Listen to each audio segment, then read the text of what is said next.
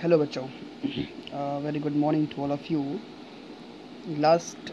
In last few 5 or 6 lectures, we have studied what is democracy and why democracy.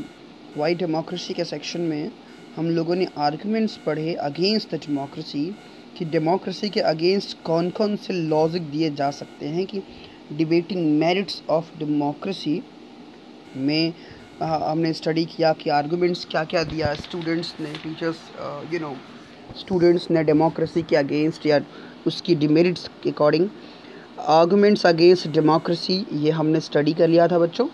Arguments की कौन कौन से तर्क दिए जाते हैं डेमोक्रेसी के ख़िलाफ़ में। अब बात आती है आर्गुमेंट्स फॉर डेमोक्रेसी कि डेमोक्रेसी के फेवर में कौन कौन से आर्गुमेंट दिए जाते हैं। ठीक है, तो इसको जानने की ज़रूरत है कि डेमोक्रेसी के फेवर में कौन कौन से आर्गुमेंट दिए जा सकते हैं। The first one is written here means the concept is written here arguments for democracy. China famine of 1958-61 was the worst recorded famine in world history. China का जो फेमाइन था 1958 से 61 के बीच का, ठीक है, ये दुनिया का सबसे ज़्यादा वर्स्ट रिकॉर्डेड, सबसे बुरा जो है रिकॉर्ड किया जाने वाला एक आपदा था, एक फेमाइन था, महामारी कहते हैं उसको, okay, in world history. Nearly 3 crore जो है लोग, 3 करोड़ लोग जो है उस फेमाइन में, उस महामारी में मारे गए थे। During those days India's economic condition was not much better than China. उस दौरान इंडिया की जो इकोनॉमिक कंडीशन थी वो चाइना से बहुत बेहतर नहीं थी। Yet India did not have a famine of the kind of China. इसके बावजूद भी इंडिया में चाइना की तरह के जो है ना फेमाइन जो है कभी नहीं था। सो इकोनॉमिस्ट थिंग, मतलब चाइना की तरह कभी भी इंडिया में कभी ऐसा फेमाइन नहीं था जहाँ 3 करोड़ जैसे लोगों की सांसें जो है छीन ली हो किसी फेमाइन ने। लेकिन उसके बावजूद भी इकोनॉमिक कंडीशंस जो है हमारे उनसे अच्छे नहीं थे। Economist think that this was a result of different government policies in the 2 countries. ठीक है, इकोनॉमिस्ट ये कहते हैं, दोनों में तर्क ये देते हैं कि अगर चाइना जो है इतना बड़ा फेमाइन देखने के बाद भी उसकी इकॉनमी हमसे बेहतर थी ना, तो उसका कारण इन 2 देशों की अपनी इकोनॉमिकल गवर्नमेंट की पॉलिसीज़ थी, सरकारी पॉलिसीज़ की वजह से ये अंतर देखने को मिलता है। The existence of democracy in India, जो डेमोक्रेसी का अस्तित्व है भारत में, made the Indian government respond to food scarcity in a way that the Chinese government did not. Okay, तो जो एग्जिस्टेंस है डेमोक्रेसी का, जो अस्तित्व है भारत में डेमोक्रेसी का, मेड द इंडियन गवर्नमेंट, वो भारतीय सरकार को बनाती है रिस्पॉन्ड टू फूड स्कैर्सिटी, क्योंकि भारत की सरकार जो है उसके लिए उत्तरदायी होती है फूड स्कैर्सिटी के प्रति।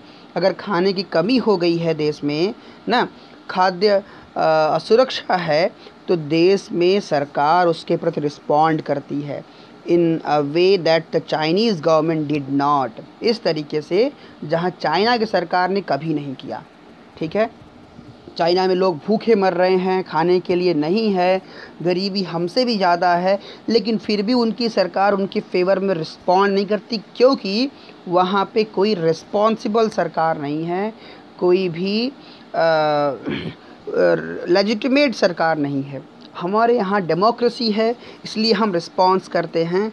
हम क्या करते हैं, हम अपने देश के लोगों को, आज ही आप देख लीजिए कोरोना काल में देश में खाने की अपार तंगी हो रही है। गरीबों के लिए जो मज़दूर जो सड़कों पर काम किया करते थे आज अपने घरों को लौट रहे हैं।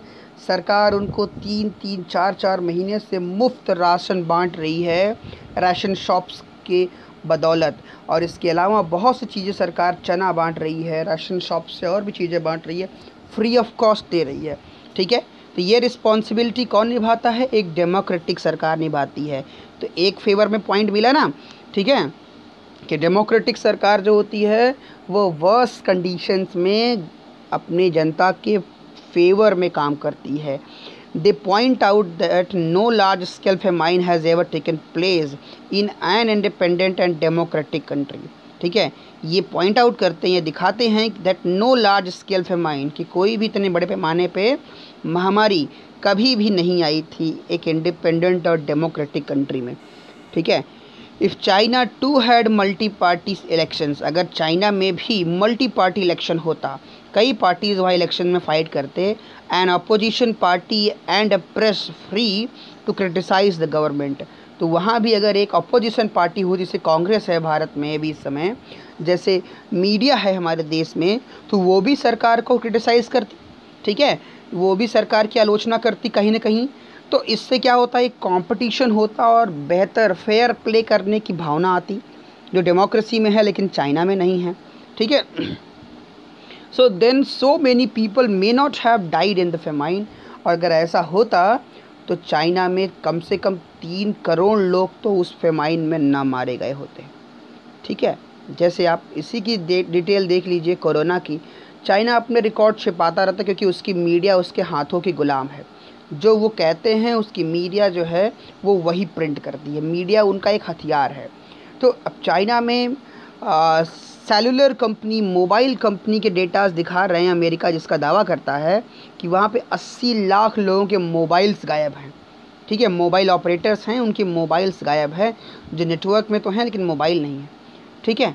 तो ये दिखाता है कि कहीं ना कहीं 80 लाख लोग चाइना में मरे हैं, जिसका रिकॉर्ड चाइना छुपा रहा है और दिखा रहा है कि हमारे यहाँ 4000 5000 लोग मरे हैं बस।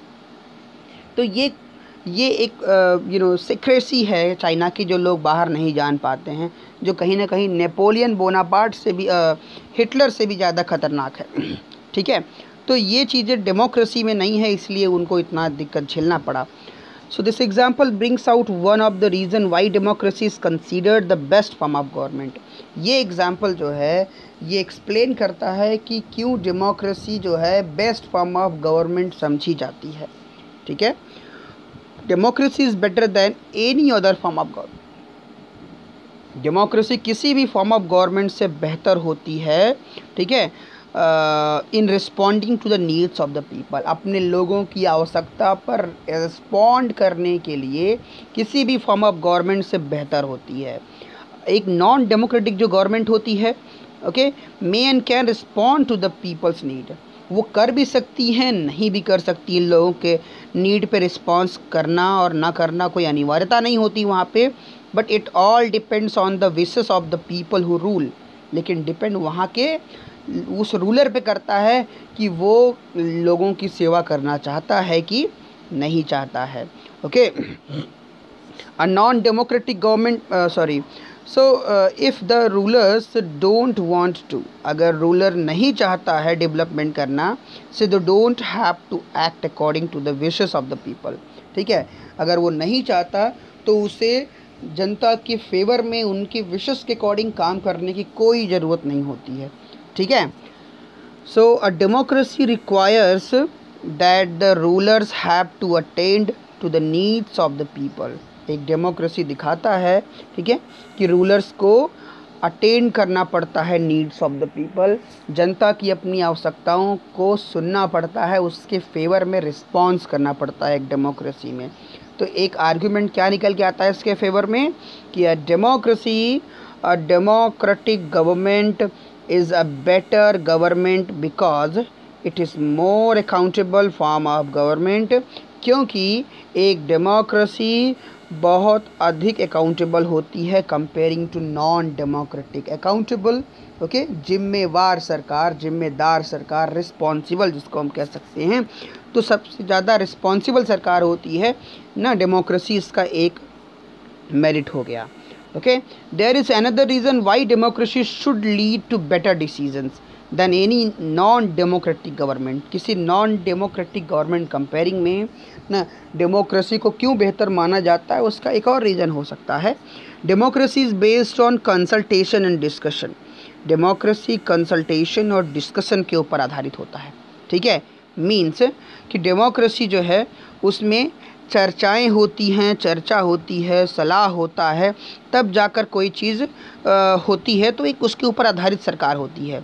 Democratic decision always involves many persons, अब जब चर्चा होगी तो चर्चा एक आदमी तो करेगा नहीं, चर्चाएं कई लोग करते हैं, तो इसका मतलब होता है कि डेमोक्रेसी के डिसीजन में एक आदमी इन्वॉल्व नहीं होता है, बल्कि कई लोग इन्वॉल्व होते हैं डिसीजन लेने में, ठीक है। अब जहाँ कई लोग मिलकर डिसीजन लेंगे तो वहाँ निश्चित रूप से बेहतर चीज़ें सामने आएंगी, ठीक है। बहुत से लोग डिस्कशन करते हैं, मीटिंग्स वगैरह होती है। When a number of people put their heads together, जब एक नंबर ऑफ लोग जो हैं ना एक साथ इकट्ठा होते हैं, so they are able to point out possible mistakes in decision.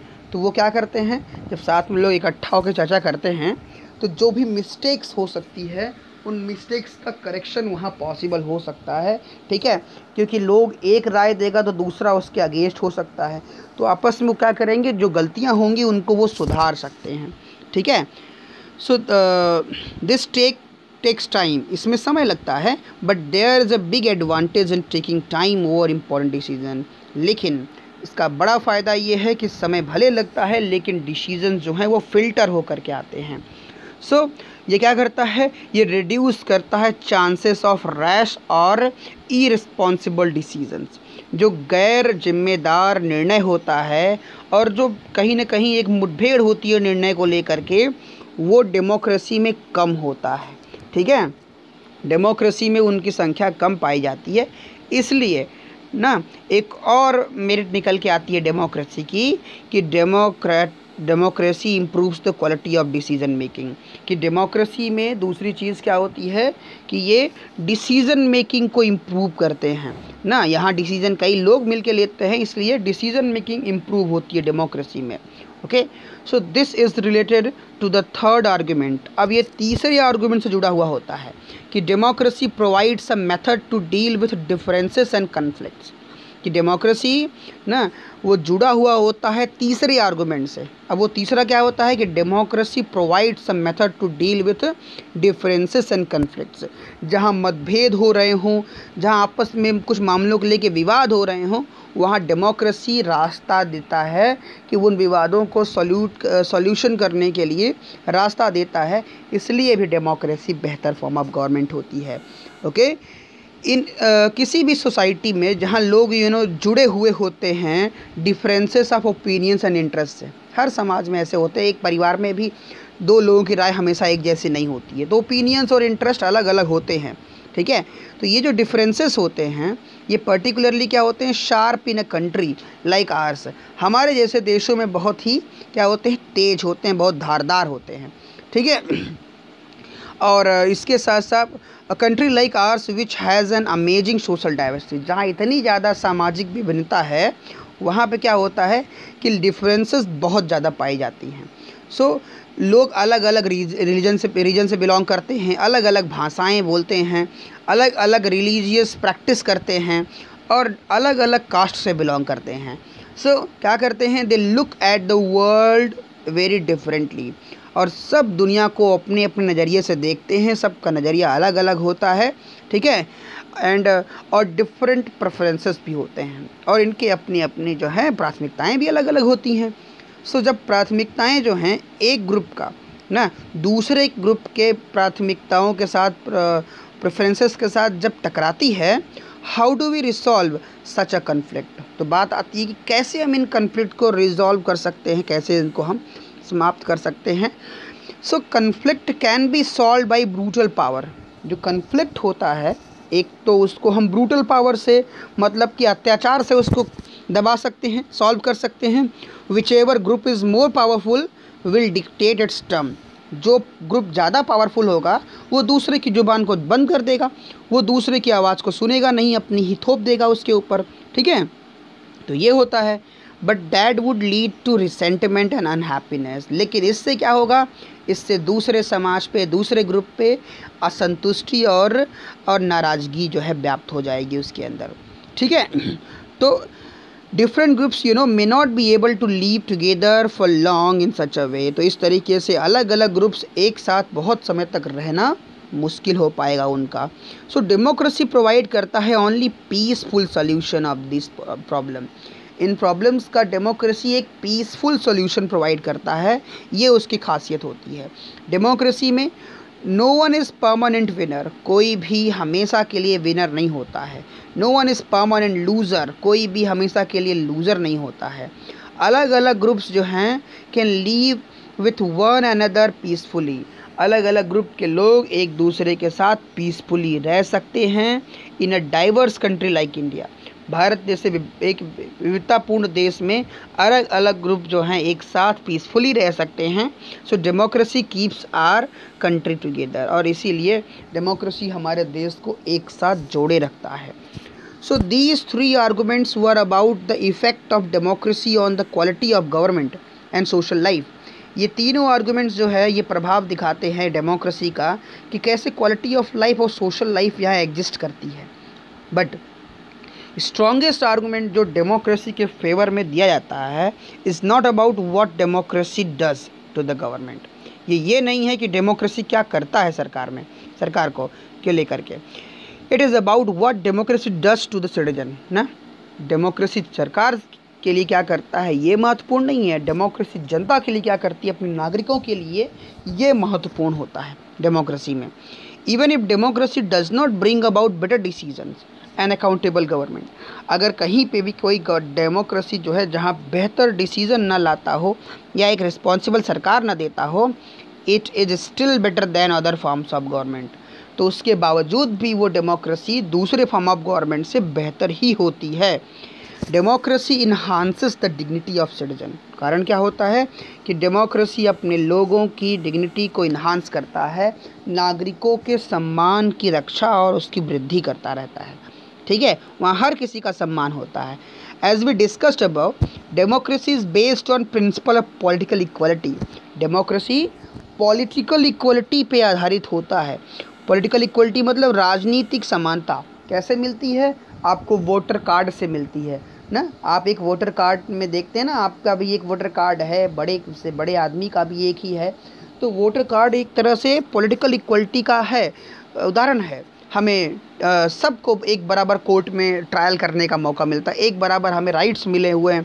ठीक है, सब कुछ चीज़ें। तो ये पॉलिटिकल इक्वलिटी जो है डेमोक्रेसी इसके ऊपर आधारित होता है। On recognising that the poorest and the least educated has the same status as the rich and the educated। ये दिखाता है कि गरीब से लेकर के कम से कम पढ़ा लिखा आदमी भी उसका इक्वल स्टेटस होता है अमीर और एजुकेटेड की तरह ही ना। People are not subjects of the ruler. लोग यहाँ पे रूलर का एक विषय वस्तु नहीं होते हैं। They are the rulers themselves. यहाँ लोग खुद ही रूलर होते हैं, खुद ही शासन करते हैं ना। Even when they make mistake, जब कभी भी जनता गलती भी करती है, ठीक है, so they are responsible for their conduct. तो वो अपने कंडक्ट के लिए स्वयं ही जिम्मेदार होते हैं। ठीक है, तो फाइनली एक और चीज़ निकल के आती है, एक और मेरिट निकल के आती है डेमोक्रेसी की, कि democracy is better than other forms of government because it allows us, क्योंकि ये हमें प्रोवाइड करता है, it allows us to correct its own mistake. क्योंकि डेमोक्रेसी हमें अपनी ही गलती को सुधारने का मौका देता है, इसलिए भी यह बेहतर सरकार होती है। अब आप पूछेंगे कैसे? तो आप देखते हैं कि जब इलेक्शंस होते हैं, एक इलेक्शन में हमने किसी को जिता दिया और 5 साल हमने उसके रूल को देखा, 5 साल में हम उससे बोर हो गए कि ये तो बहुत ही ख़राब सरकार थी, ये तो रूल नहीं कर पाई, अच्छे से डेवलपमेंट नहीं कर पाई। तो हमारे पास मौका होता है अपनी गलतियों को सुधारने का। अगले इलेक्शन में हम उसको वोट ही नहीं करते, वो हार जाता है और हम जिसको चाहते हैं उसको जिता लेते हैं। तो डेमोक्रेसी में मिस्टेक्स को सुधारने का मौका मिलता है। ठीक है, सो we saw above there is no guarantee that mistakes cannot be made in democracy। तो इसका मतलब कि डेमोक्रेसी में गारंटी नहीं है कि मिस्टेक नहीं होगी। No form of government can guarantee that. कोई भी form of government actually even नहीं गारंटी दे सकती है कि वहाँ पे मिस्टेक ना हो। The advantage in a democracy, advantage क्या है डेमोक्रेसी में? गलतियाँ तो होती हैं लेकिन उन्हें सुधारने का मौका भी मिल जाता है। ठीक है, there is no space for public discussion on these mistakes. ठीक है, कोई भी स्पेस ऐसे पब्लिक डिस्कशन का नहीं होता है इन मिस्टेक्स के ऊपर। And there is a room for correction, और एक रूम एक स्पेस होता है करेक्शन के लिए डेमोक्रेसी में। ओके, इधर the ruler have to change their decision, या तो रूलर अपने डिसीजंस को चेंज करे, या रूलर्स कैन बी चेंज्ड, या रूलर भी चेंज हो सकता है। ठीक है ना। So this can not happen in a non democratic government. एक नॉन डेमोक्रेटिक गवर्नमेंट में ये चीज़ें देखने को नहीं मिलती हैं। सो अब इन चीज़ों को अगर हम सम अप करें, इनको जोड़ें कुल मिला करके, तो पाते हैं कि democracy can get us everything and is not the solution of all problems. ठीक है, कि डेमोक्रेसी जो है वो हमें हर कुछ चीज़ दे सकती है, लेकिन ये नहीं है कि वो हर प्रॉब्लम की सोल्यूशन है, but it is clearly better than any other alternative ना। लेकिन ये स्पष्ट है कि ये किसी और फॉर्म ऑफ गवर्नमेंट से बहुत ही बेहतर होती है। ठीक है, हर मायने में। So it offers better chances of a good decision, ये बेहतर निर्णय के बहुत से अच्छे अवसर देती है। It is likely to respect people's own wishes. ठीक है, ये लोगों के अपने खुद के और जो लोगों की अपनी विशेस होती है, ठीक है, उसको रिस्पेक्ट करती है। Allows different kinds of people to live together, अलग अलग तरह के लोगों को एक साथ रहने का अवसर देती है। Even when it fails to do some of these things, इनमें से अगर कोई चीज़ वो करने में असफल भी हो जाती है, it allows a way of correcting it's mistake, तो लास्ट में ये अपनी गलतियों को सुधारने का मौका भी डेमोक्रेसी देती है। ठीक है, so offers more dignity to all citizen, सभी नागरिकों को ज़्यादा सम्मानपूर्ण जीवन देने का अवसर देती है।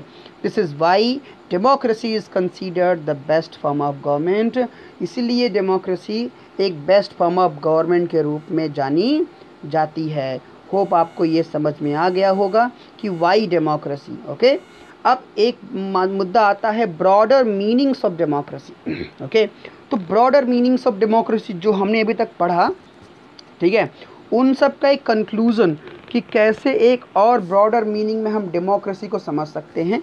तो यहाँ हमें केवल समझना यही है कि एक डेमोक्रेसी जो होती है, ठीक है, जो मीनिंग ऑफ डेमोक्रेसी है in a limited and descriptive sense. ठीक है, हमने इसको पढ़ा अभी तक। अब हमें ये समझना है कि democracy as a form of government. Okay, this way of defining democracy help us to identify a clear set of minimal features. ये जो तरीके का डेमोक्रेसी को डिफ़ाइन करने का था, ठीक है, ये एक clear set of minimal features हैं that a democracy must have, कि कम से कम इतने फीचर्स तो डेमोक्रेसी में होते ही है जो अभी तक हम लोगों ने पढ़े। ठीक है, जो मोस्ट कॉमन फॉर्म होता है डेमोक्रेसी का ना, जो हमारे समय में जो देखने को मिलता है, is that of a representative democracy, कि आज जो डेमोक्रेसी है वो क्या है, एक रिप्रेजेंटेटिव डेमोक्रेसी है ना। तो रिप्रेजेंटेटिव मतलब होता है प्रतिनिधित्व वाला डेमोक्रेसी है, हमें डेमोक्रेसी रिप्रेजेंटेट करने का मौका देती है। आपने पहले ही पढ़ रखा है कि प्रीवियस क्लासेस में, in the countries we call democracy, जो जिन कंट्रीज़ को हम डेमोक्रेसी कहते हैं, all the people do not rule, वहाँ पे सारे लोग रूल नहीं करते हैं। अब majority is allowed to take decision, बल्कि क्या करते हैं कि सब लोग मिल करके अपना एक लीडर चुन लेते हैं, रिप्रेजेंटेटिव चुन लेते हैं ना, जिसको हम एमएलए या एमपी कहते हैं, उसके फॉर्म में हम चुन लेते हैं, वो हमारे लिए डिसीजंस लेता है हमारे फेवर में। तो इसको कहा जाता है रिप्रेजेंटेटिव डेमोक्रेसी। ठीक है, so the majority of people rule through their elected representatives. तो यहाँ पे हम कहते हैं कि जो मेजॉरिटी ऑफ लोग होते हैं वो खुद रूल नहीं करते हैं, बल्कि अपने एक इलेक्टेड रिप्रेजेंटेटिव्स के थ्रू जो है रूल करते हैं ना। दिस बिकम्स नेसेसरी बिकॉज, यह आवश्यक है, अनिवार्य होता है। क्यों? क्योंकि modern democracies involve such a large number of people, कि जो मॉडर्न डेमोक्रेसीज हैं ना, उसमें बड़ी संख्या में लोग होते हैं, that is physically impossible for them to sit together ना। तो बड़ी संख्या में लोग होते हैं जिनके लिए फिजिकली इम्पॉसिबल होता है एक साथ बैठना या एक कलेक्टिव डिसीजन लेना। अगर हम डेमोक्रेसी में सबको एक साथ बैठा दें ना, 130-135 करोड़ लोग, क्या सब लोग मिल के डिसीजन ले पाएंगे? ठीक है, तो फिजिकली ये तो पॉसिबल नहीं है।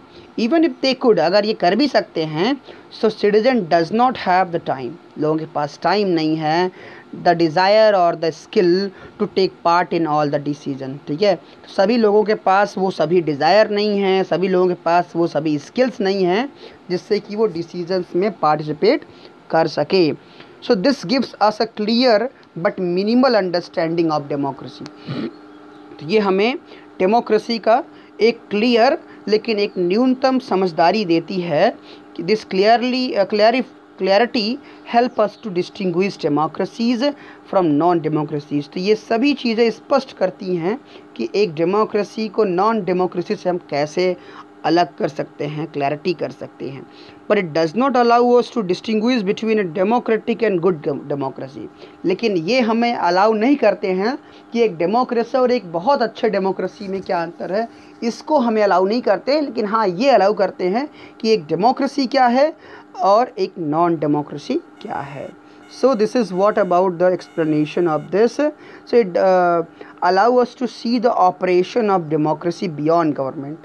ये सरकार से परे होकर के डेमोक्रेसी जो ऑपरेशन ऑफ डेमोक्रेसी को देखने का हमें मौका देती है।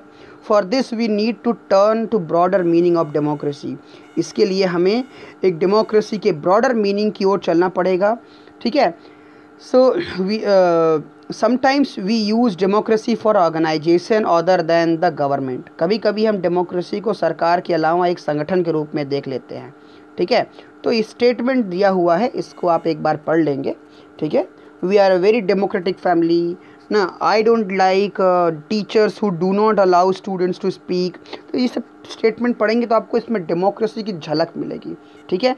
स्टूडेंट्स, आज का लेक्चर फ़िलहाल बहुत बड़ा हो रहा है, तो मैं यहीं पे एंड करूँगा। कोशिश करूँगा कि आपको एक और लेक्चर में ये जो बची हुई चीज़ें हैं ये आपको मैं प्रोवाइड कर दूँ, ठीक है। इसका discussion, by the way, overall हम लोगों ने चीज़ों को समझ लिया है कि डेमोक्रेसी क्या है, क्यों डेमोक्रेसी चाहिए हमें, ठीक है। और इसके अलावा उसका ब्रॉडर मीनिंग इस टॉपिक में है। कोशिश करूँगा कि इसको मैं आपको आउट ऑफ द वे जाकर एक बार एक्सप्लेन कर दूँ। तब तक के लिए आप इसको पढ़ते रहिए। Thank you very much.